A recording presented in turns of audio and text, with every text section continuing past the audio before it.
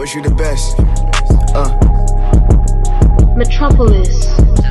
Living through poverty, this is my novelty. Got more theories than Socrates. I'm always on go, nobody's stopping me. These niggas still flows, I need a finder's fee. I'm back rapping, they wasn't gifted.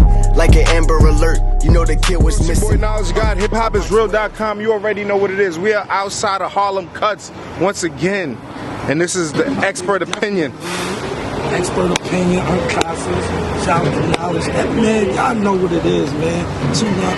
Tune in, subscribe, hit the like button on our Unconstituted Hip Hop stories on YouTube. Hip hop is definitely real. I had to come show love and support to my dogs. They support me. Support who supports you. Brand yourself. You see me? Everything I got on is me. Cranberry and vodka. My own clothing line. This is how I do, man. You mix it with the Jordan 1s, a little bit of ice.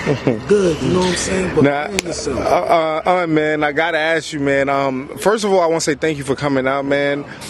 Your information on just, culture and hip hop. Your insight was definitely dope, and it was just good to get stories that I've never heard before. You know what I'm saying? And just for yourself, man, how have you been? Just for those who might not have, be in tune with some of the things you've been doing, and how much focus have you been putting into just still hip hop and still creating and still being an artist? Man, I create every day. I'm in tune with the young dudes. I'm in tune. I love the new era. I love the new energy. I study the culture, you know what I'm saying? I ain't done learning, you know what I'm saying? So I try to stay on my toes when it comes to knowing what this hip-hop culture got going on, you know what I'm saying? Shout out to my man Got Murder with the Brooklyn way, pulling me into the wet serious lane, so it got my feet wet, because I felt I ain't really have a presence in this new era as far as being an internet entity. But now I got my own show, the Unconstituted Hip Hop Stories. Definitely go subscribe that. And that's how I just try to stay equipped. I be on all the blog sites. I love to watch documentaries, so I teach myself every day about this culture. I learn. Knowledge is power, so if you ain't feeding your brain, it won't get no bigger, man. So I try to keep feeding my brain with knowledge and seeking for new heat and new people and a conglomerate, just putting life in a different perspective when you get older, you know what I'm saying? I'm a father now, so I look at life in a whole different perspective now, so. As far as working in the music industry and things like that, you were part of the legendary Dipset team and things like that. One question I wanted to ask you, I didn't get to ask you on the show, was how was that working with Cameron? He definitely, between the time that Dipset came out and they went with Rockefeller, I feel like that was some of the most epic times in New York and just in the hip hop culture itself. What was it like working with somebody like Cameron, especially at the height of his success and things like that? Sometimes it can be pressure because Cam is a perfectionist, you know what I'm saying? And Cam give you that tough love. But it was always one of my best experiences in the studio, being around Cam, you know what I'm saying? Last time I was in the studio with Cam, I think we did the Put It in the Sky, that's the last song me and him actually did together. And Cam always reach out to me. If he got any new artists that he's working with, he always call me and be like, yo, come check them out, let me know, give me your opinion.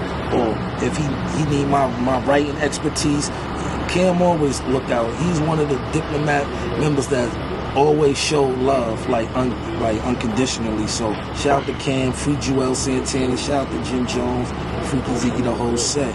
And as far as yourself, man, when it comes to battle rap, you are a legend in this shit. You know what I'm saying? Appreciate that. The fans, you've done so much legendary things in the past, and you came and kind of introduced. You probably want to introduce a lot of people in this world to battle rap. A lot of people coming in, seeing the Smack DVDs and things like that. How does it feel to be a pioneer in this? And the second part of the question is, what do you think about the game now? I'm blessed to be a pioneer in this. You know what I'm saying? I did it because I always knew that the element of hip-hop, which is a big part of it, is battle, will always get bigger. So I'm just happy to be still mentioned in the same breath with the new MCs, and I love the way the new era of battle is going, because guys is actually getting paid. You know what I'm saying? It's profitable.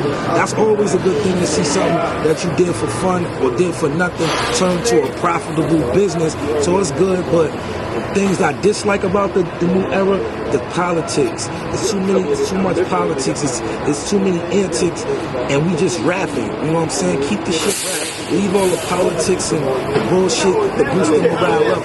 You can boost the morale and keep the audience on edge just by just being you. All the disrespectful shit, I don't really appreciate about that game, because sometimes I'll be feeling the pre-game, the face-offs be better than the battles to me. So that's how I be feeling. Do you feel like, speaking on politics, do you feel like the game can grow and become a multi-million-dollar business or billion-dollar entity type business without removing some of without keeping some of the originality or what the essence of a battle rap is? Or do you think we have to lose some of these things to get to that point? Nah, I don't think we have to lose or put nothing.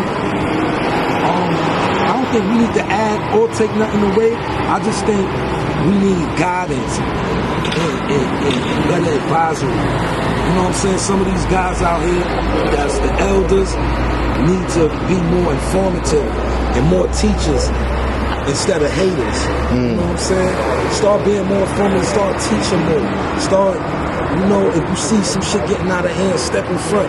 Don't let somebody come to the platform that's profitable, especially for black men, messing up with street antics. Okay. Stop adding the street antics. If y'all want to stay street and be gangsters and beef, stay in the street. If you want to become successful, study your art. Nowadays these battle rappers are dealing with a whole different level of exposure, social media, bloggers, and people come exactly. So I guess in a sense you kind of everything that happens, you kind of you build a fan where people might look at you like, oh, you soft, something like that. Like if on Kasa battle somebody do something to you, then it's like you don't do nothing back, so now you have to deal with your image. People saying, how would you be able to deal with that aspect of it, or what kind of advice would you give to artists who are going through that to deal with like that? Your game facing.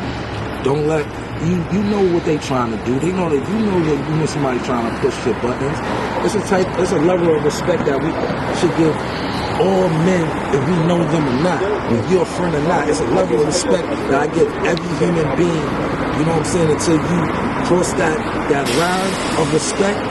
Like respect, you get respect by giving respect. So that's why I think a lot of guys from this new battle ever still fuck with me, and I'm still able to do what I do because I respect people, man. Respect is everything. A lot of people is just chasing the money aspect. You're nothing without respect.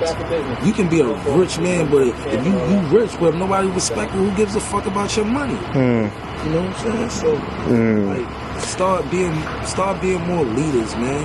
Stop just falling for the dollar, man. Stop putting a salary cap on your intelligence or your integrity. You know what I'm saying? Stop just letting everything be money driven. You know what I'm saying? Always still think about your legacy. Always think about making your mark, man. That's what it's about, making your mark. We're not just doing this for nothing. We here to make our mark. And long after I'm gone, somebody gonna always play some Kasa music or look at one of my videos and my stories, because that's what I'm working towards. I'm looking for generational fame. I'm looking for generational accolades, stuff like that. Everything that come with the game, I want it. Anything that I deserve, I want. I don't want nothing more than what I'm owed. Real talk. I don't want nothing that's not mine. If it's all mine, I want mine. But if it ain't mine, I don't want it. Real shit. Took my dad 60 years to finally get clean. Uncle passed out, thank God it wasn't lean. Loving took me to a point where I ain't never been. Had to pray to God cause I was ready to sin. Shizzle fighting every day just to save his fam. Why must life be so hard as a grown man? No matter what the goal is, always the win. To my hood, if I leave, I gotta ask you, Salute. Gotta ask you, as far as it's a two-part question. What's your relationship like with Smack, and will we ever see you back on a Smack URL stage, man? I love Smack to death. Smack, he put me on that. Like, who could diss Smack? You know what I'm saying? Who could diss Smack? I think me and Smack probably didn't see the eye to eye through communication. Communication is key, and I just think that's what it was. Communication. You know what I'm saying? I would love to get back in the ring. You know what I'm saying? For the culture, and also to get a bag. You know what I'm saying? You know, everybody. That's what it's driven off now.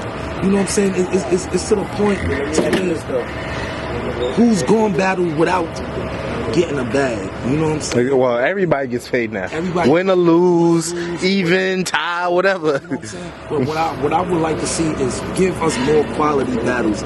Put time and effort into your performance, man. Stop just ripping people off. Stop taking this pay-per-view money. Stop taking this battle card money and not actually attend to give us a show. Entertainment. That's what we're paying y'all for. Stop giving us these rinky-dink battles just because y'all getting a bag for it. Sitting out for a long time, though, you think you could go up there with the best, or would you have to start out small, or...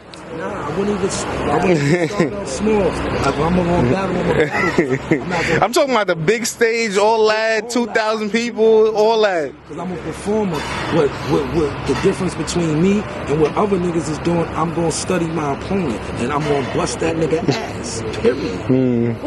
You know what I'm saying? I'm gonna bust a problem. I'm gonna bust a knowledge, man. Let it slow. Like I'm lyrically equipped to fuck with anybody. This is what I do. Yeah. I'm not dated.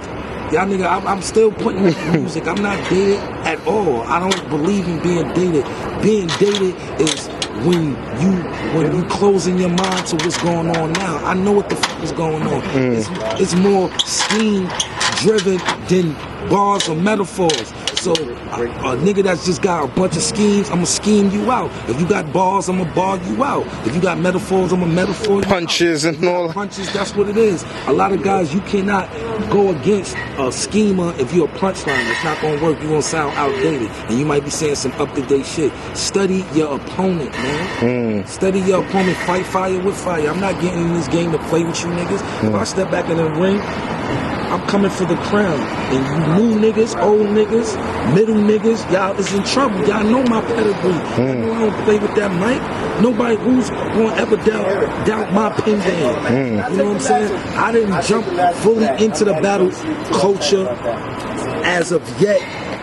Now because I've been doing so much other things, far as writing and trying to get this piece, getting this music shit popping. Knowledge. You know what I'm saying? Safe on me. I wanted to put out albums and tapes and perform. I didn't really want to battle, but let a nigga call me out. Call me out. Come get it. Come get it. Come get it. So you get a call, they give you the bag, you with it. Give me a call, give me an opponent, give me the bag, give me the right venue. I don't want none of them answers. I'm not doing no face off with a nigga. Call me when it's time to battle. That's it. Because I feel like that takes away from the battle. Okay. It takes away from the excitement. I'm not going to even let you know what type of game plan I'm coming with. I got you. Everybody be putting their game plans, and if I do if it's in the contract, I got to do a face off. I'll do the face off. I will not say nothing to you, but the date. I will keep repeating the date we have to battle. You can tell my mother to suck your dick, your cousin, whatever. I'm gonna keep my mind on just roasting you. Yeah. Your antics is not gonna do nothing. So that's what I tell these niggas. Fuck the antics. Let me hear more bars. Let me hear that. Let me hear what this culture was built off of. Rap. Not insulting niggas' dead cousins and daughters. That shit ain't cool with me. Because if I feel a level of respect is being, and you really trying to disrespect me, fuck this rap shit. I'll just haul off and smack the shit out you on some street shit. Because if that's what you trying to do, but if we gonna keep positive internet energy, that's what I promote on my platform. Positive internet energy, which is PIS. I promote positive internet energy. I don't want none of that negative energy around me. I don't want to have nothing to do with it. That's why I keep the rap shit, and the street shit. If you let me know, do you really feel this way about me? If you do, we don't have to rap about it because it ain't nothing to talk about. If it's beef, it's nothing to talk about. It's when I see you and you see me, it's on. But if this some rap shit, I'ma just keep saying the date the battle is, and I'll see. Little homie had a rack of children with a bitch whose cousin was the plug. She was half Sicilian, and I can't get dapper feeling. He was fighting life, so he left his wife with $500,000. She gave the lawyer $100 large, and on the rail spent another $250,000 to pay her cousin off. If not, he'll be blood involved. When I was 6, Mom said, "Fuck the law, don't trust the law." I was taught to keep money safe. Before I turned 13, Mom's already had me running.